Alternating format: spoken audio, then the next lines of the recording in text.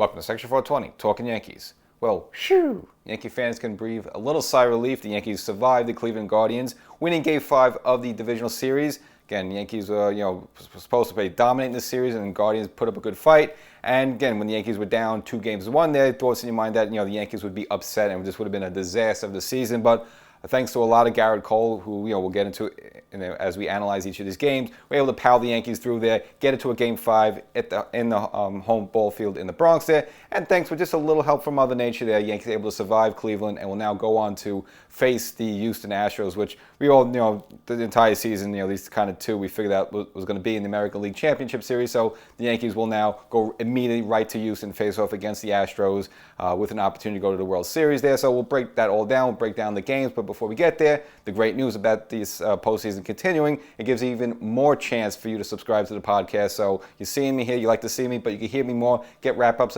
after each individual game, and some other goodies and treats. So make sure you get that. So wherever you go get your favorite podcast, look for Section 420 Talkin Yankees, the podcast, subscribe, like, and again, get notified, get feedback, get wrap-ups after each game. Again, we'll see if the Yankees can survive Houston, but nevertheless, there will be content from here throughout the rest of the season. But, in order for you to do that, make sure you subscribe. So this series was all about Gerrit Cole. Many reasons, of course, people looking at the season he had, it wasn't that spectacular. And, of course, if you go back to last year's one-game showdown in Fenway, did not pitch effectively. Again, only gave up a couple of runs there, but didn't give the Yankees much length. And it was a game that the Yankees were completely dominated by Nathan Eovaldi there. And, of course, a lot of people wanted to blame Cole for that one. But if you wanted to go back, backtrack about that, it's Gerrit Cole who set the tone in Game 1 and then saved the Yankees bacon in Game 4 when they needed a win, with basically they had one foot in the grave there. And in both games, Gerrit Cole came up aces there, as he's supposed to, because he's an ace, and of course he's paid like an ace. Now the Cleveland Guardians, got to give them some credit. Before the season started, no one expected much from them. They were supposed to be just maybe a little 500 team, a little bit above 500. Again, the AL Central was supposed to be loaded with the White Sox making some big runs in there, and of course Minnesota making the big dash, getting Carlos Correa, who kind of opted out of his deal, which we all kind of knew was going to happen. Nevertheless, this was kind of supposed to be the Twins division, but nevertheless, Cleveland kind of got hot in September there, and then rode that into the playoffs. Faced against the Tampa Bay Rays. Now, again, even though Cleveland was a bit of the hotter team there, as a Yankee fan, you'd rather see Cleveland just because the Yankees went 5-1 against them during the regular season. And of course, a couple of years ago, when the Yankees faced off against Cleveland, won that first wild card, or at least that first round, 2-0, winning both games in Cleveland. So you just like the idea as the Yankees feel very comfortable against that team. So that's why you want them versus Tampa. But sometimes they say, watch what you ask for, you might get it. Now, Cleveland actually beat Tampa 2-0 in that series there, winning the second game on a walk-off home run, going 15 innings there. So they have some pretty darn good pitching. But when you look at the rosters, you stack them up, you still feel like the Yankees would have the clear-cut advantage. But nevertheless, the Cleveland Guardians, the youngest team in the majors, feature a lot of rookies and veteran manager and very likely future Hall of Fame manager, Tito Francona, not afraid to use them, and they, at least with the small amount of experience they have, took the Yankees to a Game 5. Even the Game 5 itself, really wasn't a tight game, but nevertheless took the Yankees to the brink there and almost pulled off the major upset. But for Cole, this was his, time for redemption. I'm sure, he's a human being. He hears all the whispers. He didn't have a good season this year, at least by Cole standards. He wasn't garbage, but again, 13-8 record, and has had a lot of weird games. He gave up a ton of home runs. And I had a lot of people just questioning him, his toughness, his his kind of his mental makeup, so to speak. There, you just see him just kind of blowing up a lot of these games. Having an inning where he just gives up 3 or 4 home runs in the same inning there. So this seemed a little weird. Gerrit Cole, of course, I mentioned before, last year's playoff not good for him. He left a bad taste in everyone's mouth, and you just have to look at what happened across town with Matt Scherzer. Again, he's the big arm that the Mets brought in. And he was kind of with him and DeGrom, they're supposed to ride those two for a deep playoff run. Well, just a little before that playoff series against San Diego, both DeGrom and Scherzer, but mainly Scherzer, got bombed in Atlanta. And then, of course, Game 1 of the Mets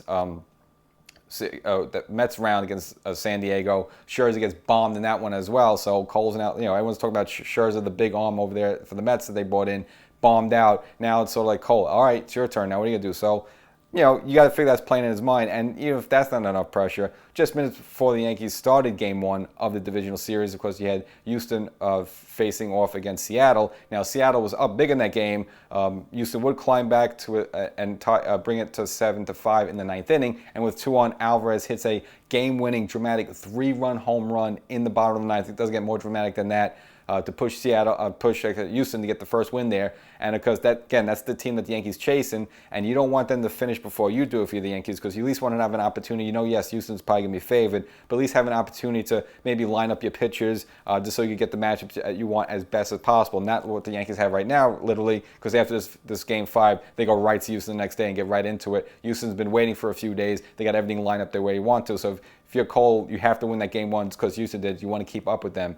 Now, in this game, Cole, gritted the first 3 innings there. It wasn't easy. He actually picked up kind of Fleffer, who had an error in the first inning, and we'll get to Fleffer. Really had a bad defensive series here, and Boone wisely took him out by Game 4 there, which we'll get into. But Cole picked him up. Really was into the third inning that Cole had a major jam. Steven Kwan, who really killed the Yankees. I mean, of all the Cleveland players, again, none of them really stand out as like big superstars, but just kind of nagging player. But Kwan, again, young guy, very steady. Very steady. Almost like it reminds you, almost like an Ichiro. Like he's just been around, handles the bat very well, can spray the ball almost everywhere. Very fast on the bases, very good defensively. And again, he's just a young guy, but nevertheless, gave the Yankees a lot of fits. Hit a solo home run in the third inning, and then eventually it was going to be an inning that Cole would have the bases loaded with only 1 out, but Cole would battle and get out of that jam just from there. Just so Cole, you figured there might be a chance where he could break there, but no, he stayed tough. And then from the way he cruised the rest of the way, it was Harrison Bader, the local guy, who got the Yankees on the board finally with a home run, and he would have an excellent series for the Yankees. Probably offensively the most spectacular player for the Yankees throughout this series. And just going to go back to all those people that kind of questioned the trade with Jordan Montgomery. And it hurt because Montgomery went over there and he was, at 1.40 with an ERA under 1. He had Bader walking around the boot, but this is why they brought Bader in. He's just a raw talent. You know he's going to be great defensively, and but in this series he really, got happy with the home run ball, so hit the first home run there. And I think at that point, this eased everyone down, all the tensions and stuff like that. Cole from there was able to take off, and the Yankee offense added a couple of runs, had a sac fly. Now, Aaron Judge, the first 2 games wasn't that great, but in this game would get a walk, and then in front of Rizzo would hit a 2-run home run. At that point, putting the Yankees up 4-1, and that would end up being your final score. Cole would pitch into the 8th inning there, and then Aaron Boone. I like what he did actually throughout this whole series, not really designating anyone as a 7th inning, 8th inning, or 9th inning person, because this was going to be the Yankees' Achilles heel, with the bullpen. We got to mention that ad nauseum going in here with this. I always threw out maybe using someone like a Severino as an 8th inning guy, just because who else can you trust? But like Boone just basically went with matchups, so you don't have to start an inning, basically going station to station, just depending on what other players came up. So he pieced it together. Holmes only had to get 2 outs in the 9th inning, and the Yankees were able to secure that first game there. And just you want to get that out of the way for Gerrit Cole and get off on the right foot. Now, the way they did the scheduling here was kind of weird. When you win a game like that, you want to get right back into the next one. But they did schedule some off days with that, and coupled with some help from Mother Nature, it would end up putting some big gaps in between these games. But nevertheless, the Yankees would have to wait 2 more days for Game 2. So the Yankees went with Nestor Cortez. Again, they had an extra day just because of rain, so it got pushed back to a Friday afternoon, which, traditionally, if you remember the Yankees, go back the past few years, I'm just not a fan of afternoon playoff games there. It just seems very uncomfortable. I mean, you remember the situation, a couple of years ago with the Yankees against Detroit. Mussina had a great game. It was Ivan Nova, if you want to go back, that one. The Yankees had a big game. They won 8-1 during a night game. The Yankees are a team of the night. They're a primetime team. And then the next day was an afternoon game. It was like a miserable game, a 1 o'clock game at Yankee Stadium with Verlander then. You got the Shadows coming in, and the Yankees lost. They even had one against a rare loss against Minnesota. They won Game 1, and Game 2 was like an afternoon ball game, and Johan Santana came in here and just dominated. I always feel uncomfortable when the Yankees have afternoon playoff games there. So even though I felt confident in the Yankees in this game, I still felt something might go wrong here, and it possibly the Guardians might steal it, and that's what ended up happening. But it was mainly because the Yankees' own fault, kind of take the foot off the gas pedal a little bit. Now, they got on the board right away in the first inning, thanks to Gerrit Stanton against Shane Bieber, able to hit a 2-run home run to opposite field there, gives the Yankees an early 2-0 lead. And again, the idea you won game 1, you're up 2-0 here, you figure, this is a laugher. Again, we knew we were going to beat the Guardians, stuff like that. But nevertheless, the Yankees kept them hanging around, and then ultimately that would be their undoing in the 10th inning. Now, the key moment for me in this game was the bottom of the third. You had an opportunity. There was second, third on with only 1 out, and at least more of the two of them, Stanton, with an opportunity to do something. Again, at least even a stack fly there would have made it 3-0, and if he could put the ball somewhere in the gaps like that, it would have made it 4-0. And I think if the Yankees made it 4-0 at that point, I think really Cleveland would have kind of whimpered out the way he kind of saw them doing Game 3 there. But unfortunately, Stanton would strike out, and Donaldson would have hit a nice line shot to left field, but that gentleman I mentioned before, Stephen Kwan, with his defense, able to get the shoestring catch there, keep the score at that point 2-0, and kept them in the game. And eventually, Cortez would give up the lead. Eventually, the second run he would give up to Ahmad Rosario, the former Met. Home run to the center field, going actually in the Yankee bullpen, tied the game at the point 2-2, and that's the way it pretty much go till the 8th inning. Now, the Yankees did have an opportunity. Actually, Higgy at the plate was a pinch hitter. Again, Trevino started the game, but Higgy would come in later because they have to Carpenter pinch hit for Trevino. And he had bases loaded against their elite closer, Emmanuel Clase. And kind of a weird at-bat there because Clase got ahead of Higgy pretty early with 2 sliders. And so you figure at that point maybe he'll nibble around the corners, he'll throw one outside, maybe get in the chase. Gave Higgy actually a hittable pitch, and Higgy actually put some good wood in it and flared it to third base. But unfortunately, Ramiro was able to snag it. But again, a foot more or less left or right, that's possibly into left field, and not even 1, but maybe even 2 runs score there. And the Yankees would have been up 4-2 in the 8th inning, and then very definitely win this game, but unfortunately that would not be the case. Now for Aaron Boone, he kind of went with the same formula as Game 1, the whole Loaiza, Peralta, Holmes combination there, but didn't really want to extend anybody, and you kind of understand that. So in the 10th inning, kind of the Yankee lack of depth kind of reared its ugly head. So the Yankees are unfortunately able to go with Jameson Taillon. And when you put someone in a situation that they've never really done before, I haven't done it for the whole year, or even their recent career as well, that usually doesn't go well. And you knew at that point the Yankees' goose was cooked, and happened right away with Jose Ramirez. And this would be really the story of the Guardians just throughout the series. Not really hitting the ball, the long ball that much. It's more about them just getting all these little bloops and dunkers and bleeders that just bounce in. And again, I don't know the Yankees coaching staff there. I mean, they should have some of these players playing a little closer, because there was so many hits in this game that just kind of, between left field and the shortstop, or just between second baseman and right field, there's so many dunked in there, and that's what happened in the 10th inning. Ramirez would have a dunker there. Now, a bad play by Donaldson allowed Ramirez to go to third, so he had a runner at third base with nobody out, and at the point, again, you knew they lost. A single as well as a double by Naylor back-to-back there would bring 2 more runs in, so at that point, the Yankees are down 4-2, and again, they would let that second game go, losing 4-2 there. But even though they lost the game disappointing fast, and you still felt the Yankees were in the driver's seat overall, because it's a veteran team, you feel better, you feel confident them playing in Cleveland, so you didn't think it was bothering them, but still kind of annoying that this is going to have to go to 4 games at least. But of course, the Guardians would make it even a bit more interesting than that and push the Yankees to the brink. So it brought the Yankees to Game 3, and Game 3 was interesting for many reasons. That would be one they would ultimately lose. Now, if the Yankees would have lost this series completely, they would have been looking at this Game 3 as probably one of the worst Yankee losses, probably maybe one of the franchise histories. You're putting up there to the job of Chamberlain, a Canadian soldier getting the flies in his mouth. You're looking at the 95 against the Seattle Mariners, Game 5 there, or as well as like the 2001 and Game 7 against the Arizona Diamondbacks. In terms of this brutal games, brutal losses that you remember, but the fact that the Yankees won this divisional series kind of takes that off the shelf a little bit, and probably to the relief of Aaron Boone, because again, you want to maybe question him towards the 9th inning there, which I'll break down for you. But again, this could have been perhaps, even though the Yankees lost this game, but it could have been one of the worst losses in the franchise history. But nevertheless, the fact that they won this division series, it's almost like maybe a kick in the shin, a bruise that's there for a couple of days and then goes away. Now, the Yankees decide again to keep Severino on the starting rotation. I don't think it was a terrible idea, but again, whatever. I had my thoughts about him being a bullpen guy just to give the Yankees more depth there. But nevertheless, had him in his hand. And again, you kind of understand why they did it, and he did pay off in the long run. Now, the Yankees tweaked the lineup a little bit. Now, again, the first 2 games, Judge was horrible. Struck out 3 times in the first game, struck out 4 times in the second game, even got a couple of boos from the Yankee Stadium crowd. Again, remember just 2 weeks ago, everyone was loving him for 62. Well, that went out the window like 5 seconds, nevertheless. So, the Yankees tweaked the lineup around a little bit, and it's probably the way you're going to see it probably as far as they go during the rest of this postseason run.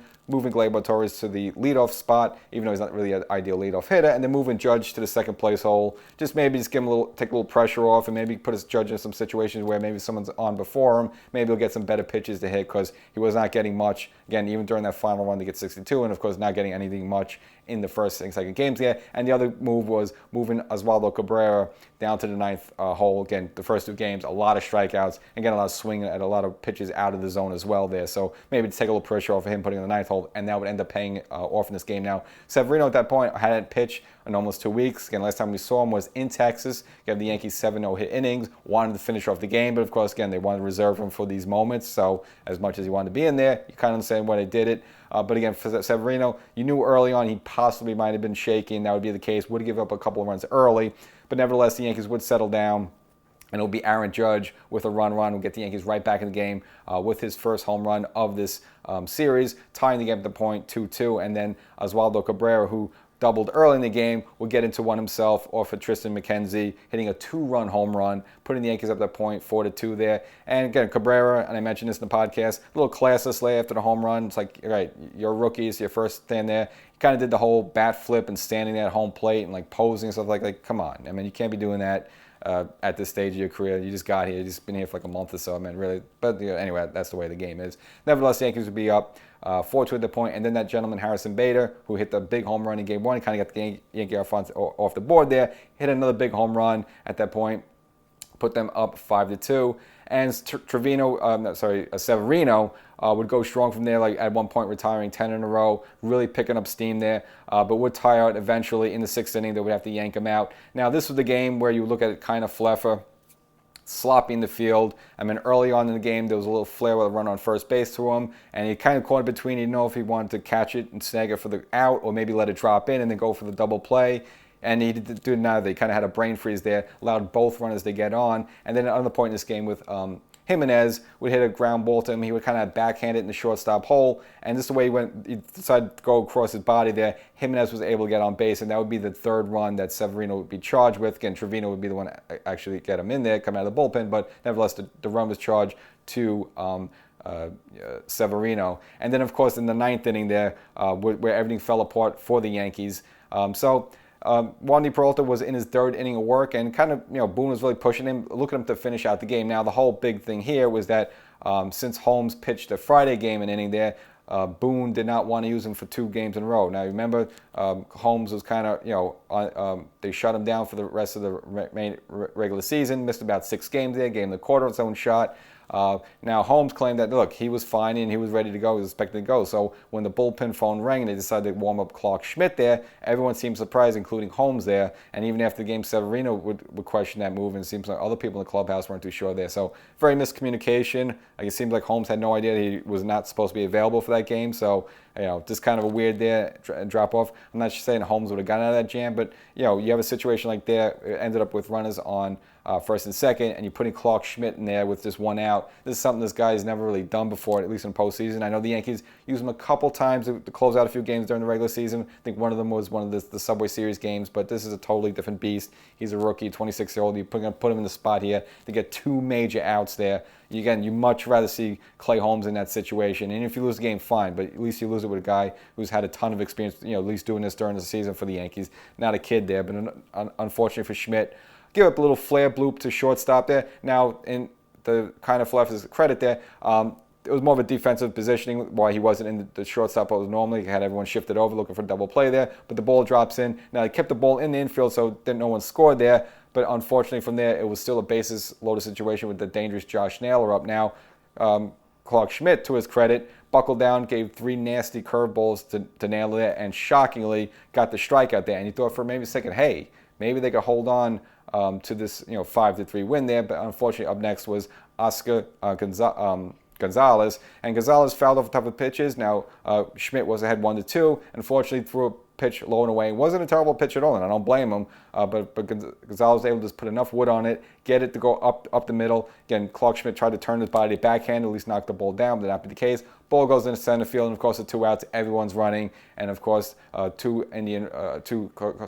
Guardian runners able to score at that point, and then turn that 5-3 deficit to what would ultimately be a 6-5 Yankee loss in that inning. And for those 2 innings, it was the first time in 167 postseason games for the New York Yankees that they were leading more than 2 runs in the 9th inning and blow the game. So a historic loss for the New York Yankees. And then again, you had all the confusion afterwards about why Clay Holmes was in the game, why wasn't he available, and why he putting this Clark Schmidt out there in that situation. So it's a bad situation. So now again, if Holmes hurt and they have a plan, they want to just not use him 2 games in a row, then that could be the case. Now, they knew, again, the Yankees still had 1 game to play with, and you have your ace Gerrit Cole there, so could have been the situation where Boone was willing to burn the house down to save the village. I don't know. That's really rolling the dice there. But nevertheless, it would look like the right move, because then for Game 4, the Yankees would bounce back and then go, cruise from the rest of the way there.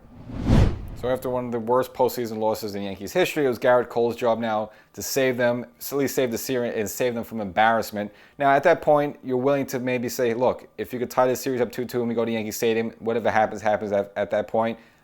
In a way, you're like, all right, great. At least that's some small victory to take out of us, even though it would have been a disaster to lose to Cleveland. But nevertheless, it was Gerrit Cole under a tremendous amount of pressure to at least get this game back to New York, give the Yankees a fighting chance to move on. Otherwise, not only himself, but the team, the whole season, the whole thing would have been, it would have been disastrous for the New York Yankees. But Gerrit Cole did step up in this game. Again, probably as impressive as he was in Game 1. Now, the Yankees gave him an early lead, which probably helped. Rizzo with an RBI single in the first, as well as Harrison Bader, that gentleman again, who owns Cal Quantrill, who the Yankees beat in the first game, with a 2-run home run. Put Cole up 3-0 there, and Cole would pretty much dominate in this game. Now, he did give a run early, and then, of course, later on he had the whole Josh Naylor situation with the rain coming down a little bit. Josh Naylor finally gets into one, hitting one over the wall, so it's the first time, the Cleveland scores without like a dunk or a bloop or a bleep, able to get a legit type of home run there to cut the lead to 3-2 there, and of course he had his celebratory antics on the field there, which, I'm going to get into. That's all silly stuff. Again, similar to Cabrera, should not be doing on the field, but nevertheless, but the Yankees would get an extra run on the board and use a little bit of their own medicine to do that. So Judge hit a ground ball up the middle there. Now they had the shift on. So, the third baseman Ramirez was kind of playing the shortstop hole, wasn't able to get a clean throw to first base, and Judge just barely beats it out. And this was kind of a weird game for also Tito Francona. So he ended up challenging that, even though it was pretty clear on the replay he was safe, that the first baseman, Arias, was off the bag there. Even the umpire made the motion off the bag. Nevertheless, they challenged it anyway. They lost. So you figure, all right, whatever. Somebody just throw it out there just to see, get a miracle. Now, Anthony Rizzo, after that, would dunk one into left field. Again, just made it into fair territory there. Judge was able to move to third, so he had runners on second, third, and then Giancarlo Stanton able to come up there. Would have been nice if he hit a nice 3-run home run or a double there, but nevertheless, does the bare minimum, hits a sac fly, and gives the Yankees a 4-2 lead. This gives Cole a little bit more breathing room there. And then later on in this game, another weird spot for Tito Francona. Jose Ramirez, a little dunker into left field there, as they usually do. He was at first base, trying to go into second. As he was trying to go back to first base, the Yankees were able to throw him out. Again, clearly got him out there, but again, Francona challenged it again, loses the challenges. So again, 0 for 2 for challenges there. And then, for the Yankees' credit, Jimenez faked getting hit in the foot by Cole on a pitch. Boone challenged it, and the Yankees won the challenge. So the Yankees almost like 3-0 in challenges there in the game. But more importantly, the Yankees come out with the 4-2 lead there, and at least save the season at that point and get the game back to a Game 5 in the Bronx. And for the Yankees, there's probably 3 things you can look at this series that helped them. One would say Harrison Bader. Number 2 would be Wandy Peralta, just again phenomenal the whole way. Even though he kind of faulted a little bit in that Game 3 loss, it really wasn't totally his fault. Again, he had a dunker, and of course, Quan just put a good quality bat on him. But the third MVP for the Yankees during the series was Mother Nature. So this game is going to be scheduled to play on a Monday night. Now, the Yankees had help with a little rain delay there. Now, but basically, what you're hearing behind the scenes there, it was that Cleveland was pushing to play this game. Of course, they were set up there, obviously, with the bullpen advantage, not pitching their main guys in the third and fourth games there, so those guys were ready to go, where the Yankees are pretty much gassed out. And again, if you believe this whole thing about not using Holmes for more than 2 games, then possibly wouldn't be available for a Game 5, but they kind of said, yes, they would only use him in emergency, and again, what's more of an emergency for a Game 5? But also for the Yankees, they would have been at a disadvantage because they probably would have thrown Jameson Taillon out there, who, again, had a really good regular season there. But if you have an opportunity versus him versus Nestor Cortez on short rest there, and again, Nestor Cortez only pitched 5 innings on the Friday game, you'd rather have Nestor Cortez. So getting the game postponed an extra day allowed the Yankees to go with Nestor Cortez for the Tuesday game. And again, that's really what benefited the Yankees there. Again, the Yankees had the advantage of that there, and I'm sure, they tried to, they stayed, and it was kind of handled badly with the fans there. I mean, clearly rain was going to be in the forecast for like 2.5 hours there, so they could have called it much earlier. Instead, they had a lot of fans hanging around for 2-3 hours there. Not a cool thing to do there, but instead, it's the playoff game. You have TV stuff to consider, national TV stuff there, so everyone kind of held on to it as long as they possibly could. But when it seemed evident that you wouldn't be able to get the game kicked off till 9:30, 10 o'clock. This didn't make sense to keep fans hanging around. And plus, people, need to get to work, and then the kids get to school. And you don't need this game ending 1, 2 in the morning, which could possibly happen in a playoff game. So nevertheless, moved the one game back. And this Game 5 was actually probably the most easiest one for the Yankees. It was pretty much the less stressful one. The Yankees got on the board right away in the first inning. Now, Savale, the Guardian pitcher there, similar to Severino, hadn't pitched in 13 days, and it kind of showed their early sloppiness, hitting Rizzo, again, at that point putting 2 runners on, and then Giancarlo Stanton with the big 3-run home run. So Stanton was kind of quiet throughout this whole series, but just 2 big bops. But this one was a big one because it really got the Yankees on the board. And then the Yankees almost kind of put it away in the second inning. Judge would hit his second home run throughout this divisional series there. And the Yankees up 4-0 early with Nestor Cortez pretty much cruising along. They would scratch 1 run against him, but there was only maybe 1 point in this game where you felt the Yankees could be in trouble a little bit, but it was really when they were well ahead. Would be in the 6th inning.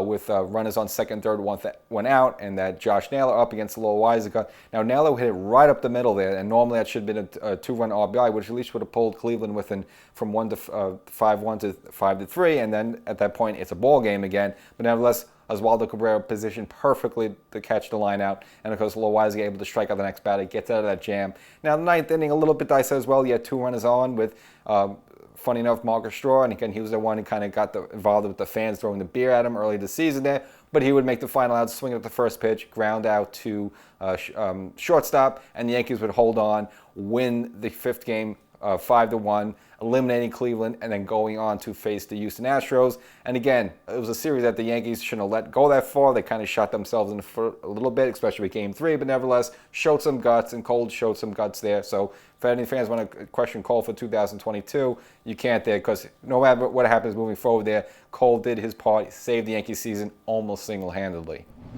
Okay, so this is the American League Championship Series we all kind of expected, and the Yankees and Houston, the top 2 teams in the American League pretty much the whole way. Now, the Yankees were the top dog for the while there early on, of course, looked like they were going to have a historic win season, but then finally came down to earth, had some injuries, the whole story nevertheless, and the Houston sort of able to overtake them. But you kind of figure these 2 teams were going to have a showdown now. Of course, regular season-wise, Houston pretty much dominated the Yankees 4-2. Again, the 2 Yankee wins that were kind of fluky with some late dramatic home runs, which usually don't happen, especially in a playoff game. But the Yankees have a little bit of a different look for them. I mean, this is a Yankee team Houston that hasn't seen this season. Again, with Harrison Beta, with Oswaldo Cabrera, so it gives them a bit of a different look there with some speed and a little better defense. And plus, the Yankees are coming off hot, fresh off this Cleveland series, especially taking it to a 5th game. Houston's been laying around a little bit. And again, Houston's victory over Seattle there wasn't really a cakewalk. They should have lost the first game. Probably even should have lost the second game. Again, it took the 18th inning until someone finally got a hit. So maybe the Yankees can steal maybe one of these early games there, bring it back to the Bronx, and then maybe possibly pull up the upset. So make sure you subscribe to the podcast, and maybe by the next episode, possibly talk about a World Series run.